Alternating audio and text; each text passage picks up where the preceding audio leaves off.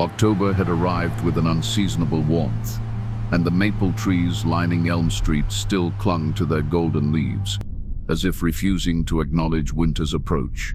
It was in this deceptively peaceful setting that 18-year-old Rebecca Hartwell would vanish without a trace, leaving behind only questions that would haunt investigators for the next 19 years.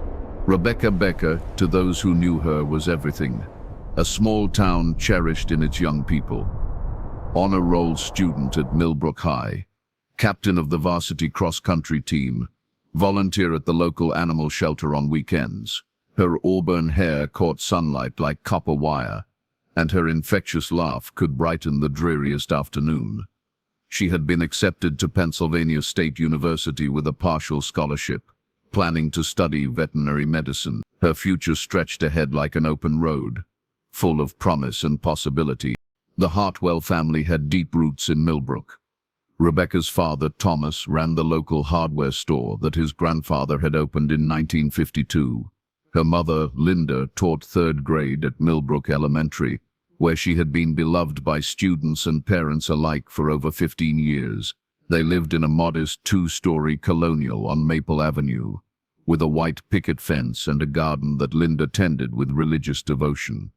It was the American dream in miniature, wholesome and comforting in its predictability.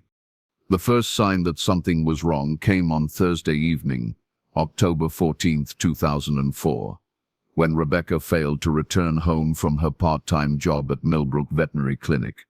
She worked there 3 afternoons a week, cleaning kennels and assisting Dr. Patricia Novak with basic animal care. It was a dream job for someone planning to become a veterinarian, and Rebecca took her responsibilities seriously, never missing a shift without calling ahead. Dr. Novak would later tell investigators that Rebecca had seemed perfectly normal.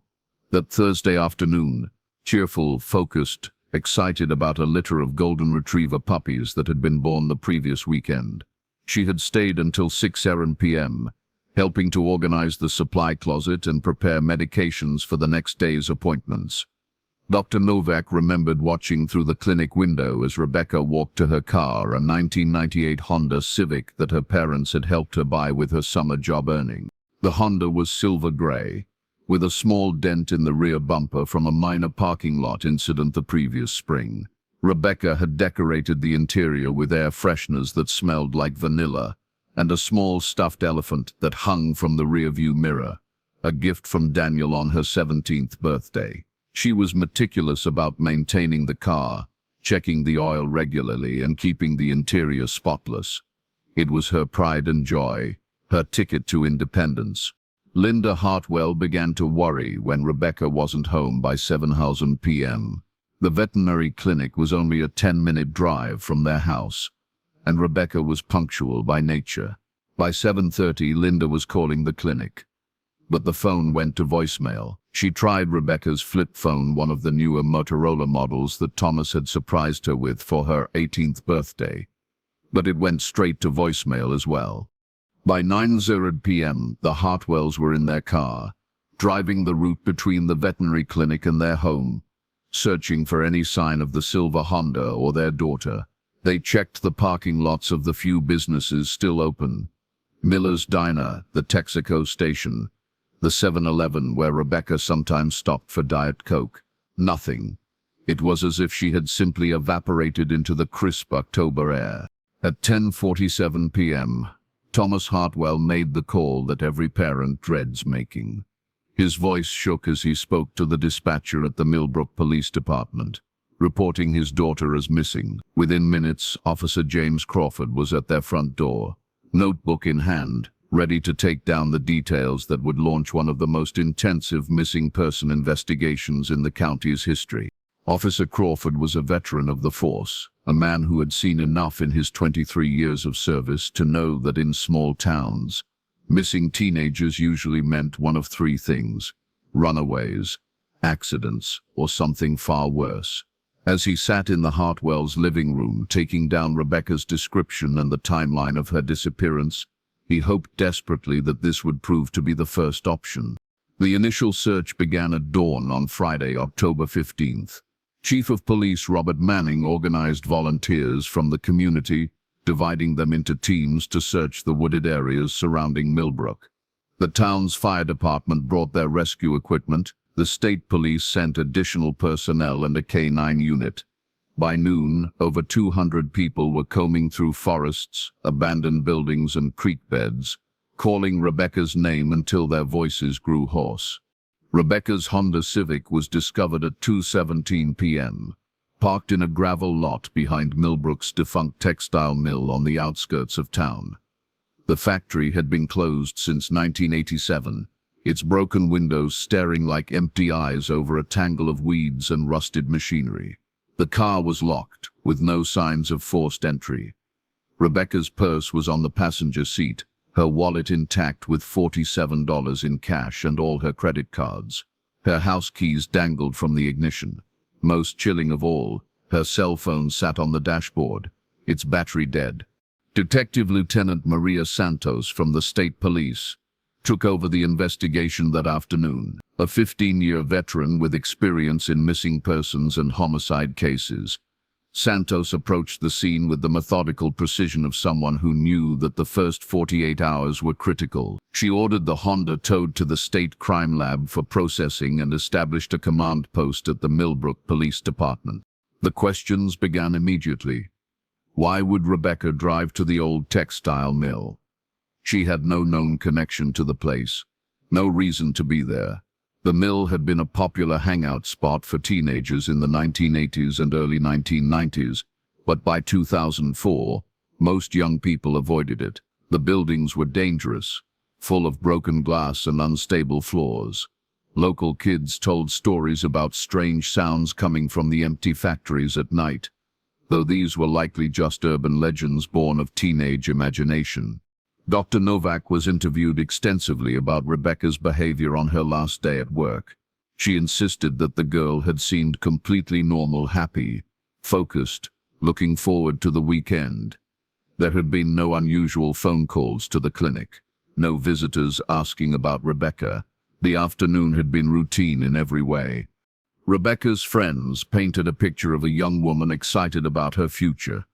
Jessica Monroe, her closest friend since childhood, told Detective Santos that Rebecca had been planning to go dress shopping that weekend for the homecoming dance. Amy Patterson mentioned that Rebecca had been talking about taking advanced biology at Penn State, already thinking about her pre-veterinary coursework. But as the investigation deepened, small inconsistencies began to emerge. Rebecca's cross-country coach, Michael Brennan, mentioned that she had seemed distracted during practice earlier that week. Not upset exactly, but preoccupied. When pressed for details, he couldn't be more specific, just a feeling that her mind was elsewhere. Daniel Hartwell, Rebecca's brother, provided perhaps the most intriguing detail. 2 nights before she disappeared, he had seen her on the phone in her room, speaking in whispers. When he asked who she was talking to, she had said it was Jessica, but Jessica later told investigators that she hadn't spoken to Rebecca that evening. Daniel remembered thinking it was odd, but not odd enough to mention to his parents. The investigation expanded to include Rebecca's digital footprint, limited though it was in 2004. Her family computer showed normal internet usage, email exchanges with friends, college research, music downloads from Kazaa. Her AOL Instant Messenger logs revealed typical teenage conversations about school, boys, and weekend plans. Nothing suggested she was planning to disappear or that she was in any kind of trouble. The physical evidence from Rebecca's car told a frustrating story of absence rather than presence. No fingerprints other than those belonging to Rebecca and her family members. No signs of struggle. The crime lab found a few fibers on the driver's seat that didn't match Rebecca's clothing from that day, but fiber evidence was notoriously difficult to trace without a suspect for comparison. As the first week of the investigation concluded, Detective Santos found herself facing a mystery that defied easy explanation. Rebecca Hartwell had simply vanished, leaving behind a locked car, a loving family, and a community desperate for answers. The girl who had everything to live for had disappeared as completely as if she had never existed. The media attention began on the 3rd day of the search. First, the regional newspapers picked up the story.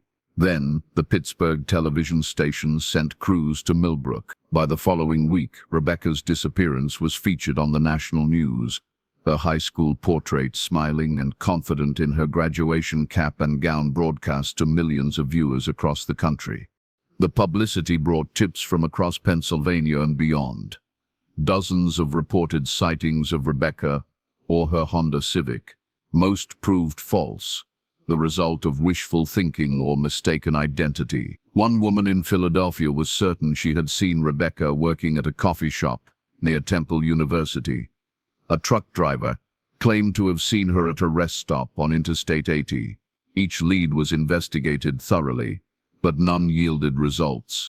Thomas and Linda Hartwell became reluctant public figures, their grief on display in newspaper photographs and television interviews.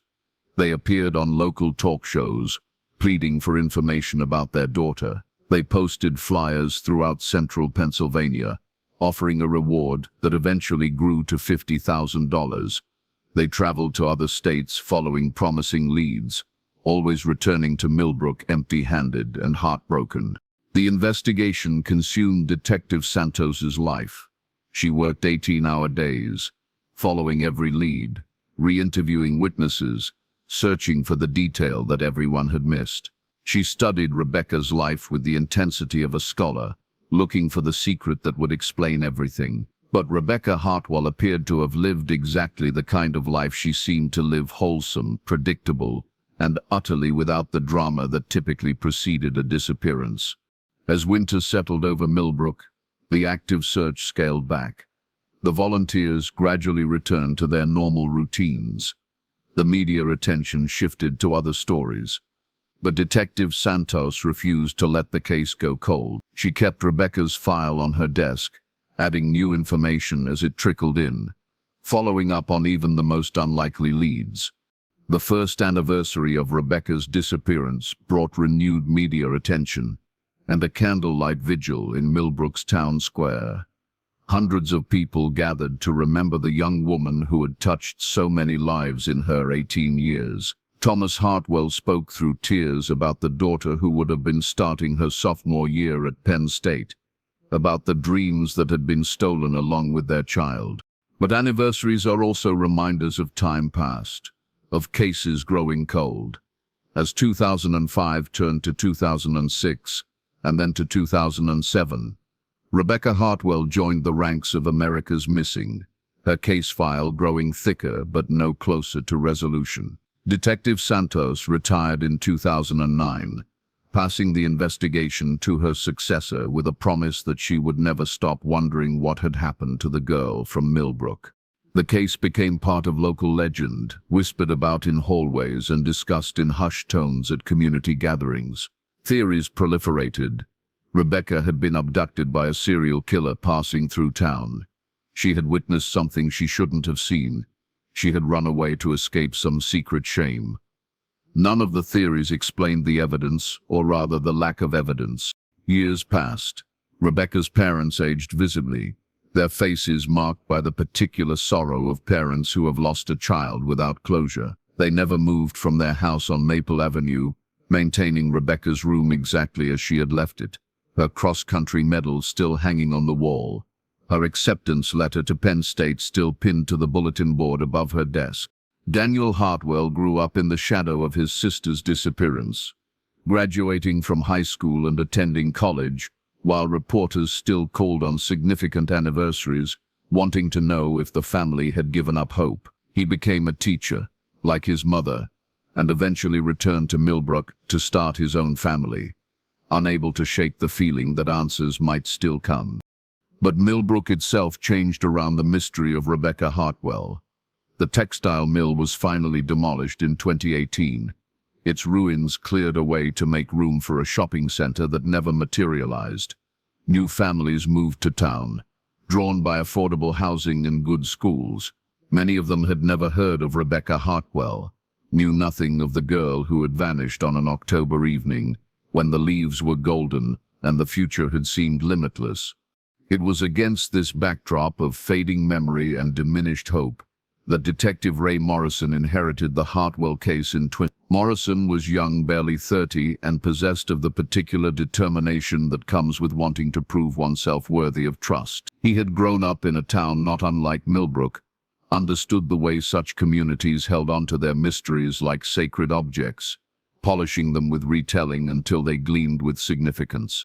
Morrison approached the case with fresh eyes and new technology. He ordered additional DNA testing on evidence that had been deemed insufficient for analysis, and he interviewed people who had been overlooked in the original investigation, casual acquaintances, distant relatives, neighbors who might have seen something they hadn't thought important at the time. Most significantly, Morrison began looking into cold cases from other parts of Pennsylvania, searching for patterns that might connect Rebecca's disappearance to other crimes. It was a painstaking process, made more difficult by the jurisdictional boundaries that had limited information sharing in 2004. But Morrison was patient, methodical, and absolutely convinced that someone somewhere held the key to what had happened to Rebecca Hartwell. As 2023 dawned, Morrison made a breakthrough that would shatter the quiet resignation that had settled over Millbrook, like dust on an old photograph. A DNA match in a national database, a connection that would lead investigators down a path no one had anticipated, toward a revelation that would shock not just Rebecca's family but an entire community that thought it knew all there was to know about the girl who had disappeared on an October evening 19 years earlier. The truth, when it finally emerged, would be far stranger and more disturbing than any of the theories that had circulated through Millbrook's coffee shops and church halls. It would involve trusted members of the community, hidden connections that had evaded investigators for nearly 2 decades, and a motive so unexpected that it would force everyone who had known Rebecca Hartwell to reconsider everything they thought they understood about her life and death. The call came to Detective Ray Morrison at 6:23 a.m. on February 14, 2023, Valentine's Day, though romance would be the furthest thing from his mind as he absorbed the information that would crack the Rebecca Hartwell case wide open. The DNA analyst's voice was steady but carried an undertone of excitement that Morrison had learned to recognize after 3 years of chasing ghosts through databases and evidence rooms. "Detective Morrison, we got a hit on the Hartwell fibers." Cardis came back with a match. Morrison sat up in bed, suddenly fully awake. The fibers, those mysterious strands found on Rebecca's car seat that had yielded no answers for 19 years, had been retested using advanced DNA extraction techniques that hadn't existed in. The process had taken months, coaxing genetic material from textile evidence that had been stored in an evidence locker, waiting for technology to catch up with hope. "Who is it?" Morrison asked, already reaching for the notebook he kept on his nightstand. "That's the thing, Detective. The match is in the system, but it's not from a criminal conviction. It's from a familial DNA database. The profile belongs to someone who submitted DNA for genealogical research. Name is Patricia Novak." Morrison's pen stopped moving. Dr. Patricia Novak, Rebecca's employer at the veterinary clinic. The woman who had been Rebecca's mentor, who had watched her walk to her car on that final Thursday evening, who had expressed such grief over the disappearance of her young protégé. The woman who had been interviewed extensively by Detective Santos and had never been considered anything more than a witness. "Are you certain?" Morrison's voice was barely above a whisper. "Positive. The fibers contain DNA that's a familial match to Patricia Novak. Could be her, could be a close relative. You will need to get a direct sample for confirmation." Morrison was already getting dressed. After 19 years, the ghost of Rebecca Hartwell was finally ready to speak. Dr. Patricia Novak lived in a Victorian house on Pine Street, 6 blocks from the veterinary clinic she had run for 28 years. At 67, she was a pillar of the Millbrook community, member of the school board, volunteer at the animal shelter, regular attendee at St. Mary's Catholic Church. She had never married, dedicating her life instead to the care of animals and the training of young people interested in veterinary medicine. Rebecca Hartwell had been her favorite protégé. Morrison approached the house with 2 state police officers, the search warrant folded in his jacket pocket. The morning was cold and grey, with the kind of February dampness that seeps into bones and stays there. The Victorian's gingerbread trim was painted bright white, and the small front garden showed signs of careful tending despite the winter dormancy. It was the home of someone who valued order and beauty, someone who had built a respectable life in a small town where reputation mattered above all else. Dr. Novak answered the door in a blue bathrobe and slippers, her grey hair pulled back in the same neat bun she had worn for decades. Her face showed confusion rather than alarm as she recognized Morris. "Detective, is everything all right? Has something happened?" "Dr. Novak, I need to speak with you about Rebecca Hartwell. May we come in?" The change in her expression was subtle but unmistakable, a flicker of something that might have been fear or resignation crossing her features before being quickly suppressed. She stepped aside to let them enter, leading them to a living room dominated by cat furniture and veterinary journals. The walls were covered with photographs of animals she had treated over the years, a lifetime of healing captured in fading color prints. Morrison delivered the news about the DNA match gently but directly. Dr. Novak listened in silence, her hands folded in her lap, her face revealing nothing of what she might be thinking. When he finished, she was quiet for a long moment, studying a photograph of herself with a golden retriever puppy. "I suppose I always knew this day would come," she said finally, her voice steady but thin. 19 years is a long time to carry a secret. The confession that followed would shatter everything the people of Millbrook thought they knew about Rebecca Hartwell's disappearance. Patricia Novak, the respected veterinarian who had served as a mother figure to countless young people, had not witnessed Rebecca's departure that October evening. She had caused it. The truth began on Wednesday, October 13th, 2004, the day before Rebecca disappeared. Dr. Novak had been preparing to close the clinic when she discovered that several bottles of ketamine, a powerful anesthetic used in veterinary procedures, were missing from the locked medicine cabinet. A quick inventory revealed that other controlled substances were also gone. Morphine, pentobarbital, and various sedatives worth thousands of dollars on the street. Dr. Novak had suspected theft immediately, but not by whom. The clinic employed only 3 people: herself, her assistant Jennifer Walsh, and Rebecca. Jennifer had been with the practice for 7 years and was beyond suspicion. That left Rebecca, the honor student who planned to become a veterinarian, the girl who had keys to the clinic and knew the combination to the medicine cabinet. The revelation had devastated Dr. Novak. Rebecca represented everything she had hoped to accomplish in her career, a bright, caring young person who would carry on the tradition of healing that had defined her life. "She looked at me," Dr. Novak told Morrison, her voice breaking for the first time, "and she said, 'What are you going to do about it?' Not sorry, not ashamed, just calculating, like she was trying to figure out how much trouble she was in." Rebecca had admitted to taking the drugs, but not for herself.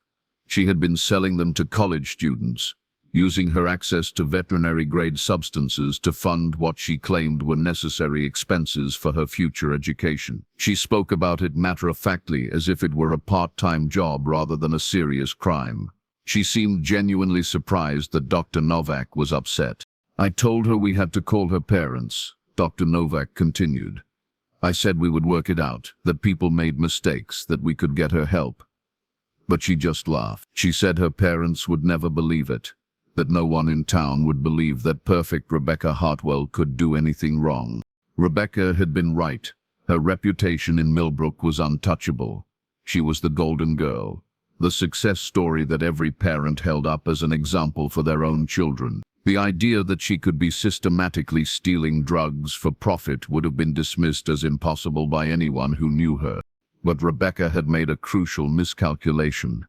She had assumed that Dr. Novak, like everyone else in town, would be unwilling to destroy the image of perfection that had been so carefully constructed around her. She had expected the older woman to look the other way to enable her crimes in order to preserve the fiction that Millbrook's brightest star could do no wrong. Instead, Dr. Novak had told Rebecca that she was going to report the thefts to the police the next morning. The conversation had escalated quickly from there. "She became someone I didn't recognize," Dr. Novak said, tears flowing freely now. "She started talking about how I was an old woman who had never accomplished anything, how I was jealous of her youth and potential. She said terrible things, detective, things that cut deeper than I thought words could cut."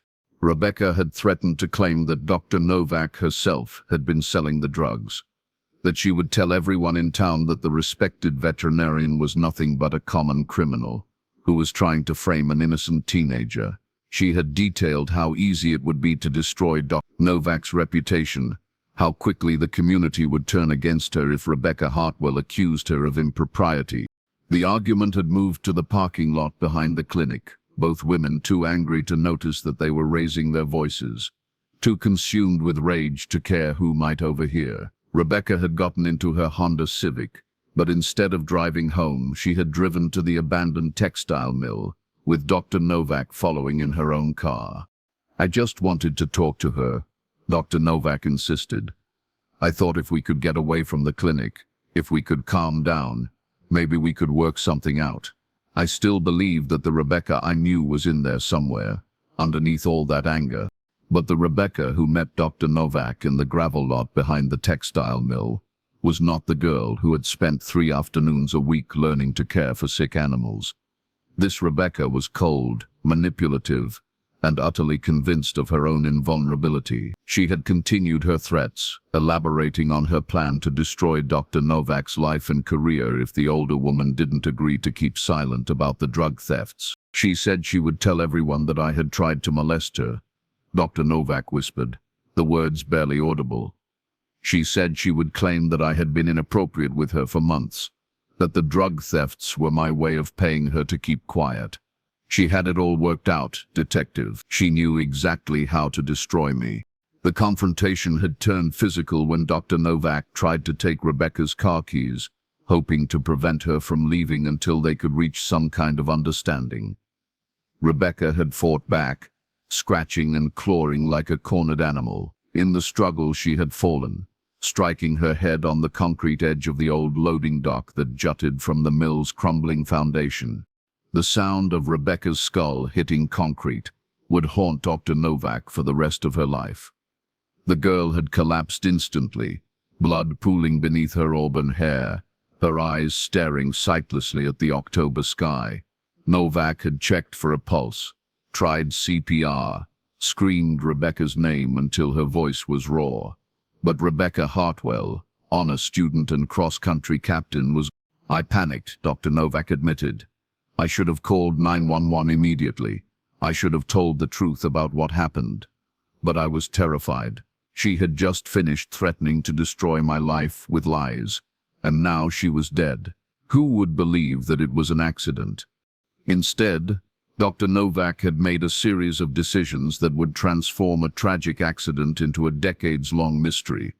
She had moved Rebecca's body into her own car, cleaned the blood from the concrete as best she could, and driven the Honda Civic back to the mill's parking lot. She had wiped down everything she had touched, positioned the car to look like Rebecca had parked it there herself, and left the scene. Rebecca's body had been taken to a remote section of state forest 40 miles from Millbrook, where Dr. Novak had buried her in a grave marked only by a small cairn of stones. The location was one Dr. Novak knew well. She had often gone there to collect medicinal plants for her practice, and she was certain that the burial site would never be discovered by hikers or hunters. The subsequent investigation had been torture for Dr. Novak. She had been interviewed repeatedly, had helped search for the girl she had buried, had comforted Rebecca's parents while knowing exactly what had happened to their daughter. The weight of the deception had nearly broken her, but her fear of exposure had been stronger than her guilt. "Every day for 19 years, she told Morrison, I thought about calling the police. I wrote letters confessing what I had done, but I could never bring myself to mail them. I told myself that Rebecca's parents had found peace, that digging up the past would only cause them more pain. Morrison listened to the confession with the mixture of satisfaction and sadness that comes with solving a case that has consumed years of work. The DNA evidence made Dr. Novak's story credible. Her genetic material on Rebecca's clothing could be explained by the physical struggle she described. The location she provided for Rebecca's burial site proved accurate when a search team located the remains 2 days later, finally bringing Rebecca Hartwell home after 19 years in an unmarked grave. The arrest of Dr. Patricia Novak sent shockwaves through Millbrook unlike anything the small town had ever experienced. The woman who had dedicated her life to healing, who had been trusted with the care of beloved pets and the mentoring of young people, was charged with involuntary manslaughter and improper disposal of a body. The community that had mourned Rebecca's disappearance for nearly 2 decades was forced to confront the possibility that their golden girl had not been as perfect as they had believed. The revelation about Rebecca's drug thefts was perhaps more disturbing to Millbrook than Dr. Novak's crimes. It forced parents to question how well they really knew their own children, made teachers wonder what secrets their star students might be hiding. The image of Rebecca Hartwell as an innocent victim was replaced by something more complex and troubling, a young woman capable of manipulation and threats, whose pursuit of money had led to her death. Thomas and Linda Hartwell, now in their 70s, faced the dual trauma of finally learning what had happened to their daughter and discovering that the daughter they had grieved was not the person they thought they had raised. The drugs found missing from Dr. Novak's clinic were worth nearly $10,000, money that Rebecca had apparently planned to use to supplement her college expenses without her parents' knowledge. Daniel Hartwell, now a father himself, struggled to reconcile his memories of his sister with the person described in Dr. Novak's confession. The loving, responsible girl he had looked up to had been living a double life, stealing drugs and threatening to destroy an innocent woman's reputation to protect her crimes. The revelation that Rebecca had been capable of such calculated cruelty was perhaps harder to accept than her death. The trial of Patricia Novak became a media sensation, drawing reporters and true crime enthusiasts from across the country.